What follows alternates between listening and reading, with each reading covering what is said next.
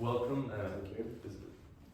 Okay, welcome, and yeah, we're delighted to have you here. And in case the people don't know, sorry, do I face the camera or do I face you? I think you face me. Okay. It would be awkward if you use what I mean, face me. Okay. How should I call you just before? With my name, that's Okay. right. Okay, and it's Adriano. Adriano. It's impossible to pronounce my surname. Not even the Italians know how to pronounce it myself because there's a Y, so don't try. Okay, Adriano. Aymonino. Aymonino. Okay, so welcome Adriano, and it's a pleasure to have you here. In case the people don't know, so you teach at the University of Buckingham in History of Art, and you're giving a talk tonight about the classical sort of architecture and the gardens that was introduced in Britain in the sculpture culture. And my first question I would like to ask you was, well, more generally, there's two. So one is what got you into history of art, and the second is what's driving you behind your interest in this particular area of interest. So the first question is easy to answer. My father was an architect, and when I was a child, I was confined to a cubic room at the end of the house where I was either allowed to play or where they basically put me when they had guests. So this for me was a mixture between a playground, a cell, and a sanctuary because there were all these books. But when he was a young boy, he had been a painter, and he had to basically take a decision in his early 20s whether to become a painter or an architect, and he decided to become an architect. But this basically resulted in the fact that his real passion was painting and sculpture rather than architecture. So most of the books in this library were about painting and sculpture. So while I was growing up, being locked in that room, metaphorically locked, I could see all the books and I started opening them. So when I was a teenager, I already knew that I wanted to study history of art, for sure. And I was not very good at school. So I used to skip school, but for two reasons. One is to be with my friends, and the second was with two other nerds. We used to go around Rome in churches and in places to look at paintings and sculpture. So it didn't work really well, in terms of curriculum, but it worked well on the long term. So that's why, and also because the Department of History of Art at the Sapienza, which is the University of Rome, back then was a very, very good one, very strong one with a long tradition. So that's the reason why. The second question is why this specific topic. So I started with the Italian Renaissance and painting, and then step by step I moved towards the relationship between Italy and Britain and the Grand Tour in the long 18th century. And so I became interested in classical sculpture, classical architecture, and the exchange of ideas between North and South and vice versa. And so most of my interest and publications are about this phenomenon of cultural transfer and dialogue rather than objects. And then I decided to look at the essential principles of classicism, both in architecture and sculpture. And so I decided to focus on canonical classical sculpture, and that's the reason why I'm here tonight. Okay. Because we just republished a very famous book on the reception of classical statues on European culture, from the Renaissance to the 19th century. What more can you tell us about the book? Well, so the book was published in 1981 by two art historians. One was called Francis Haskell, and unfortunately he died in 2000. He was one of the greatest art historians of the 20th century, certainly probably one of the greatest British art historians ever. And the second one is called Nicholas Penny, who was his young pupil in the 1980s, and then he became the director of the National Gallery and is still alive. And they published this book, which actually is very simple. It's a very simple idea. So you have an introductory essay of 100 pages, which no one reads, apart from those who want to actually know more about the subject, and then you have 95 entries. 95 entries in alphabetical order, from A to Z, from the Agrippina to the Zingara, to the Gypsy. And these 95 entries trace basically why, from the Renaissance up to the early modern, so up to 1900, the most famous works of art in the West were a canon of roughly 100 classical sculptures. Forget about the Mona Lisa, forget about Van Gogh, forget about Leonardo. Everybody in Europe, from Russia to Lisbon and to the United States of America, even Australia, everybody knew a canon of classical sculpture. The most famous one that maybe you still know today is the Laocoon. You have a bronze copy of the Laocoon in the hall, right? But as the Laocoon, you had many others, okay? And the fact that in the last 120 years, this canon has fallen and has been completely forgotten is one of the starkest reminders of the fact that taste changes dramatically over the ages. And taste is always something that is relative and related to a certain culture. So are you trying to sort of bring back the awareness to this canon, or are you, or what's the purpose behind? You just want people to know about it? I'm not trying to reimpose the canon in any way, so it's the opposite. We decided, we forgot to say that actually this new edition, which comes after 24 years, right? Sorry, 45 years almost, 44 years, because the first edition was published in 1981. So this new edition, brings together the scholarship that was published in the last 43 years, which is immense. So this book has become a classical history of art. There's probably very few other books in the history of art of the 20th century, to the point that has generated an enormous amount of scholarship. So we were in charge of, updating not very much the initial essay, which is a piece of historical writing. So we just, corrected. But for the entries, we were supposed to rewrite them basically in the light of, almost 50 years of scholarship. Yeah. Just to give you an idea, on one of the statues, the Marcus Aurelius, which is this bronze horse equestrian statue in Rome, the only surviving equestrian statue from classical antiquity, when in antiquity there were thousands. On that statue alone, since 1981, you have 8 new books and 59 articles. So you have to condensate that into one entry. So what we did is not, you see what I mean, the necessity is not there to reinstate this type of taste in any way. It's just to create a new edition that can be used by everybody, because whether you are, a dealer, whether you are a collector or an academic, or you name it, and you want to know when the Laocoon was founded, how it was interpreted, the copies and adaptations, the archaeological interpretation, the restorations, etc., you open Taste and the Antique. So it's a book that is used, by many different audiences. And it's still something that whoever studies the history of European culture, not only art culture, in the early modern period, this canon of 100 sculptures is so important and so relevant that you need to know it. Because if you don't know it, you don't understand basically this artistic exchange between North and South in many ways. Okay. So the new edition takes that into consideration. You see what I mean? Very simple. It's not that we're trying to defend the classical canon in any Okay. way. So you're talking about like how condensing all that information into your book. What does that process look like? Well, this process took 10 years. It was me and a colleague of Michael, Eloisa Dodero, who is an archaeologist, and she was at the work. So she was working in one of the very famous School of Advanced Studies of the University of London. And now she works at the Capitoline Museum. It was just the two of us, and it took almost 10 years. And I always think that it's something in between being a plumber and a lawyer, because you fix problems. So it's a very technical job.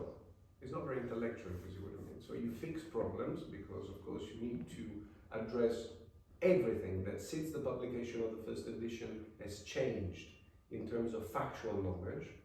And you're like a lawyer because you need to be absolutely precise, because the readership of this volume is enormous. And if you make a mistake, you will be accountable for that mistake. So you're something in between, you see what I mean? It's a very technical job, which of course exposes you to an enormous, bag of knowledge, both factual and historiographical. And on that you can then develop your own interest. But the job itself was fantastic, because it's a book on which I grew up with.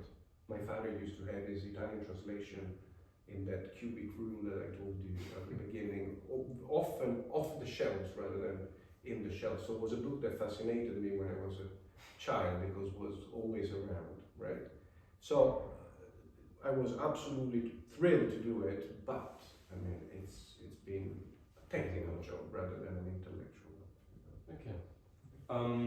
And I want to focus a bit more on the talk you're going to give tonight. And I saw the sort of the blurb, so to speak, about what it's going to be about, and it talks about how there's a new ruling class after the Glorious Revolution, and the way they were associating themselves with sort of the Republican and early Imperial Rome, which includes Stowe, and considering that Stowe had the Whigs, and my question is, was there a political message, or what was the sort of vested interest by which this new ruling class were utilizing classicism for their period? Definitely.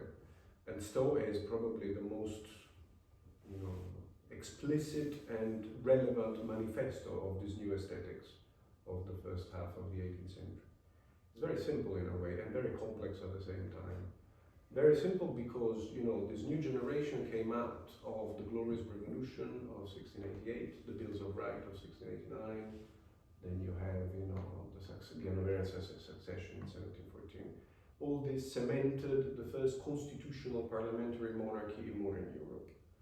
So a monarchy where the monarch is not there iure divino, so because of his divine or her divine rights, and she or he doesn't rule by decree, but needs to always go to parliament, especially for money, in order to get money to wage war or money to, on big projects.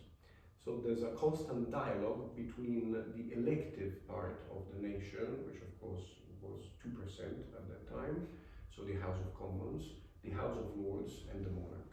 It's a tripartite system, which compared to all the other monarchies of Europe at that time is incredibly advanced and became a model for reformists all over Europe in the 18th and 19th century.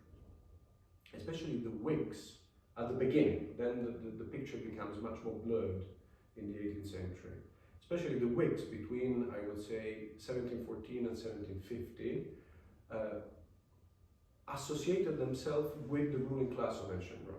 It's explicit. You find these explicit statements in primary sources everywhere. So the idea that in the late Republic especially, you have a consul, you have a senate, and you have the tribunes of the plebs.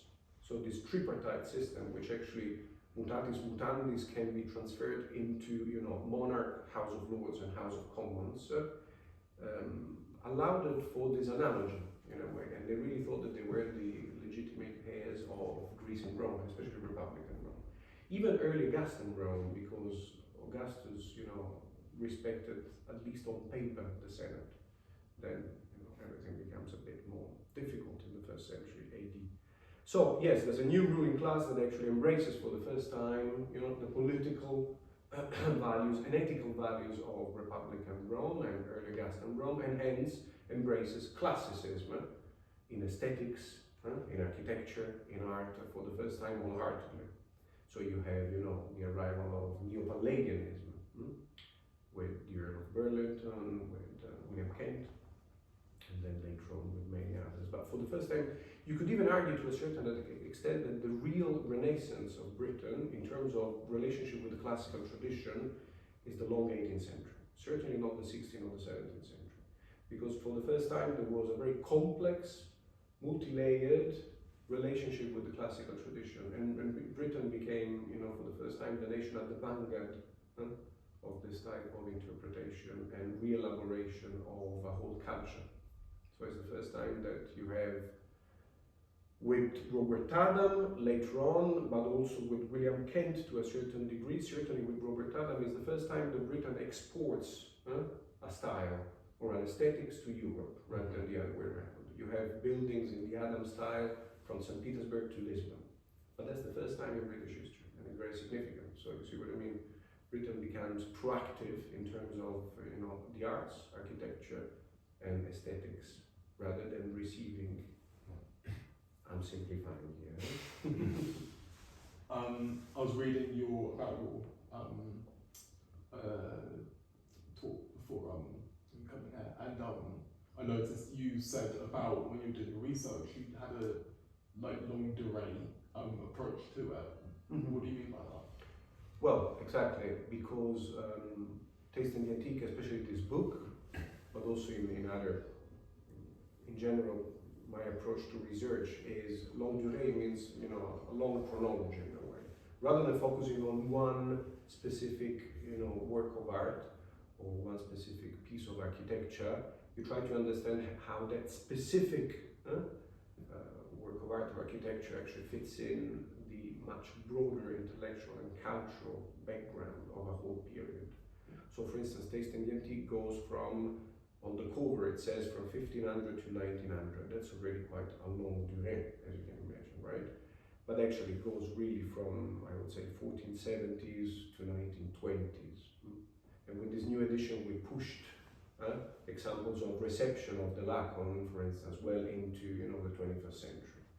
That's if you follow the reception, adaptations, reinterpretations, you name it, of a specific work of art or a specific idea over a very long period of time, you can come up with answers of new questions which are in a way more complex than if you focus only on the 1720s. You see what I mean? Yeah. Because you're trying to trace the importance and the relevance of something over a long period of time. It's more anthropological in a way, if you see what I mean. Certainly it's connected to a certain specific culture, but has a much broader scope, let's put it that way. And because there's this task of interpreting, reinterpreting, have you ever had any major clashes of academics, or has there been some controversies with the way you treated some Not me, not you. thank God, but there is a whole, this is a hotbed of Can you list me of some? Of content, in the sense that the classical tradition has been, the driving force behind European imagination from the Renaissance up to the 19th century. However, especially in the 20th century, but this starts already before, the classical tradition has been used in many different ways. It's so vast and with so many connotations that you can appropriate it in many different ways. If you are a Republican revolutionary like Jefferson or Robespierre, you can claim that you are the great heir of Republican Rome and start building Monticello or the Pantheon in Paris. If you are someone who actually has imperial ambitions, you can claim to be the rightful heir of Alexander the Great or Trajan. So whether the Republican or the imperial past of Rome and Greece in a way, but it's really Rome, whether you come from a certain political viewpoint or another, you will in a way make yours a certain side of the spectrum and not the other. In the 20th century, certainly Mussolini and Hitler, but also Stalin in many other ways, so the great dictatorship appropriated the classical tradition and used it for their own purposes. Mussolini to establish a new, Roman Empire. Hitler to establish, Third Reich kingdom, and he was obsessed with the classical tradition. His favorite work of art was the Discobolus, which actually is one of the statues listed and classic and catalog in Taste and Antique. So to a certain degree, the classical tradition today cannot escape anymore the fact that in the 20th century has been used in certain ways. And the risk is always that you apply this type of absolutist totalitarian use of the classics retrospectively to the early modern period, where actually is a much more complex, cultural phenomenon, etc. So when you study the classical tradition, very often you are immediately, your first question was, in fact, what are you trying to do with it, right? Are you trying to defend the classical tradition? Are you trying to re-establish some of the essential principles of the classical tradition, or it's a purely scholarly activity? I'm interested from a scholarly point of view, but also I'm from Rome, so I grew up in that environment, you see what I mean? And I know that the complexity of that. But, of course, if you're interested in that specific field, you have very often to defend that, you have to discuss your position rather than defend it. And very often, of course, this tradition has been attacked by those who see it only from the point of view of empire, from the point of view of totalitarianism, from the point of view of exploitation, etc., etc. Another typical case are the great plantation villas in the south of the United States of America, perfectly Palladian, but of course they looked over, a very complex and troubled and tragic phenomenon. So, you have to be able to disentangle and explain and contextualize the classical architecture and classical sculpture in all its complexity, and sometimes this can be challenging. Okay. Yeah. Actually, that got me thinking. You were talking about Stalin and Hitler. Hitler was very famous for burning up. It was like that retaliation when I think the Allies were closing in, and then he burnt up. And how would that have affected your research? Yeah, the problem is this, that Hitler actually burned all the art that he considered, not only him, but also the great, Goering, who was, the second in charge, second in command, was a great collector. They hated modernism and anything that actually came after the 19th century. Hitler was an artist, was a watercolorist. He lived in Vienna between, if my memory serves me right, 1907 and 1912 or 13. He tried to get into the academy twice. He was rejected. So if they had accepted him, maybe we would have, a mediocre watercolorist, but not a mass murderer. Anyway, so he loved, the great Renaissance German tradition, Dürer, Kraner, Holbein.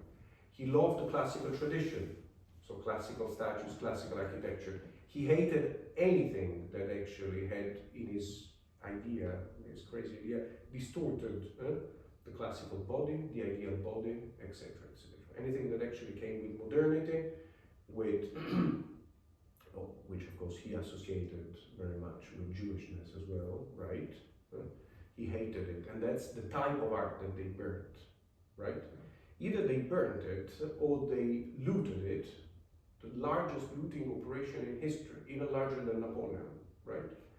They looted it, and either they stored it or they sold it through Swiss auction houses in order to make money for the Reich. So anything that they liked was kept for future Nazi museums, or for the collection of Goering, or for the Linz Museum, which was this gigantic megalomaniac project in Linz. Anything that they didn't like, some they burned for propaganda, but they didn't burn so much actually. Most they sold it through Switzerland to make money. But it's exactly the opposite. So he actually was obsessed with classical sculpture and classical architecture. That's the problem. You see what I mean? That's the problem that we now face with the classical heritage, that unfortunately in the 20th century has gone through this in a way, has been exploited by the totalitarian regimes. He would have never burned the discourse. You see what I mean? Yeah. That's the problem. And talking a bit more about the sort of misuse of classicism, arguably to a much less extent, but would you say that the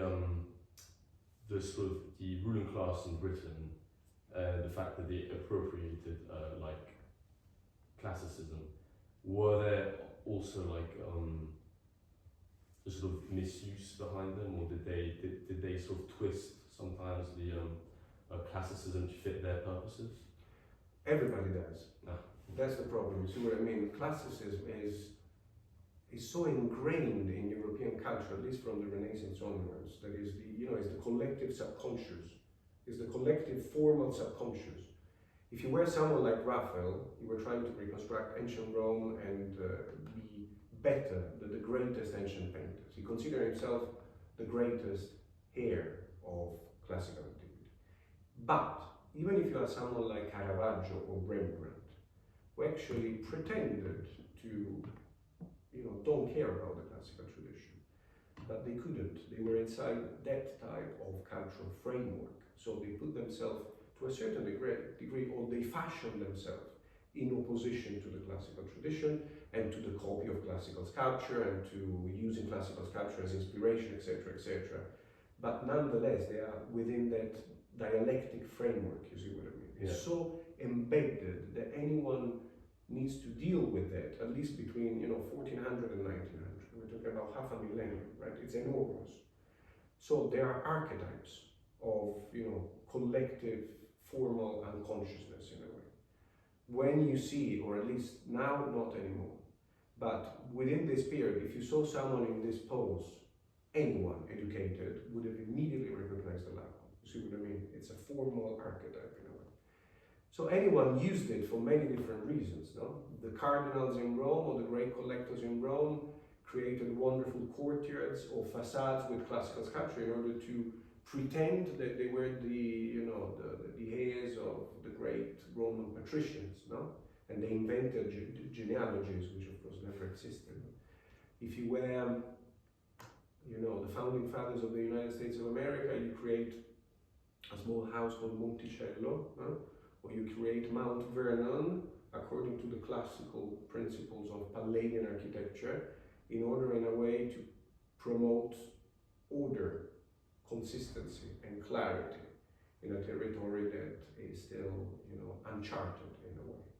If you are a French revolutionary of the late 18th century, you claim back the inheritance of Brutus, who actually killed the last Etruscan king, not the Brutus of Julius Caesar, the first Brutus who actually killed Tarquinio il Superbo, I don't know how to translate this in English, and established the Roman Republic. So it's so vast and so pervasive that everybody used it for their own purposes, if you see what I mean. The English are no different in this way, right? They had to, in a way, establish a new political agenda and a new political regime, right?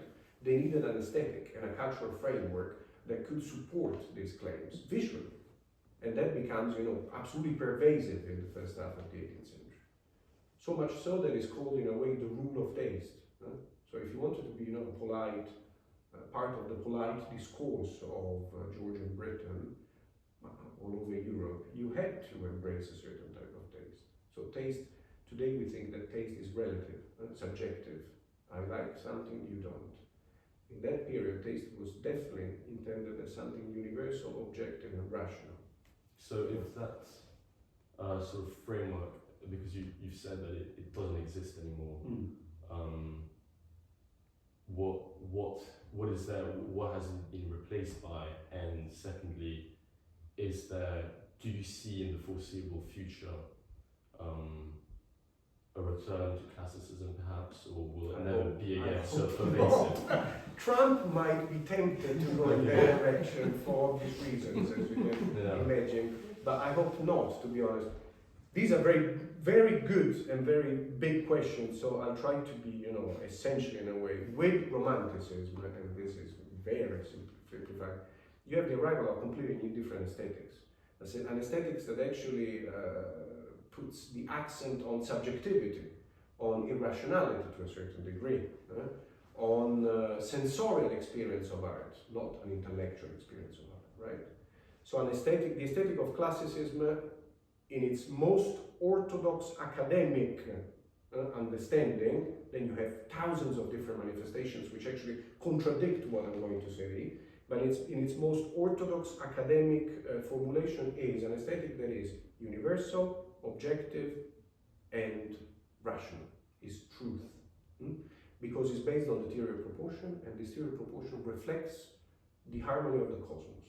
So as an architect, you're putting into the world something that actually resonates of the same proportional harmony of divine creation. So it's, and you can experience and understand that proportional consistency rationally. So it's objective, it's universal. And instead, at least from, I would say, the middle of the 18th century, especially in this nation, which is very fascinating, people like Hume, Burke, Horace Walpole, they started to question this wholeheartedly. It was so pervasive, it was the mainstream aesthetic, and you had to embrace the rule of taste if you wanted to be a gentleman, that many, more independent-minded, people started to question it, and Walpole and Burke, they started saying, no, beauty is not something that you experience through the intellect. It's something that you experience sensorially, through the senses. So if something that you experience through the senses, then it becomes subjective, because my eyes are different from yours. Yeah. So there's not a certain set of rules that we can follow. It opens up the possibility of subjectivity, and from then on, anything goes. So beauty becomes something that is subjective, sensorial, and certainly relative, not objective anymore. Beauty is not anymore in the object. Beauty is in the eyes of the beholder. Before, beauty was in the object. You see what I'm talking about? This has changed everything drastically. So Romanticism is really the beginning of the modern era, in a way. From then on, you have, in fact, all the avant-gardes, and the vanguards. But remember that up until the 1920s, if you have, new driving forces challenging the classical tradition within the academic environment, students were still forced to copy plaster cast for hours and hours and hours, and then with modernism eventually said, you know what. So that has replaced, we still live in a world where, beauty or the aesthetic relationship, our aesthetic relationship with the world is subjective, is relative, and progressively fragmented. You watch thousands of images every day, and they are juxtaposed. So that's, I would call it, the patchwork aesthetic, what is dominant today. And certainly, I don't think that we are going to see a monolithic aesthetic in the future. Hopefully, we're not going to see a monolithic aesthetic. Not that I particularly like the patchwork aesthetic. I don't like it at all. But, you see what I mean? The alternative, it's much, much worse now. You see what I mean? It's the same difference between all the faults of the rule of law and democracy and the alternative. Yeah.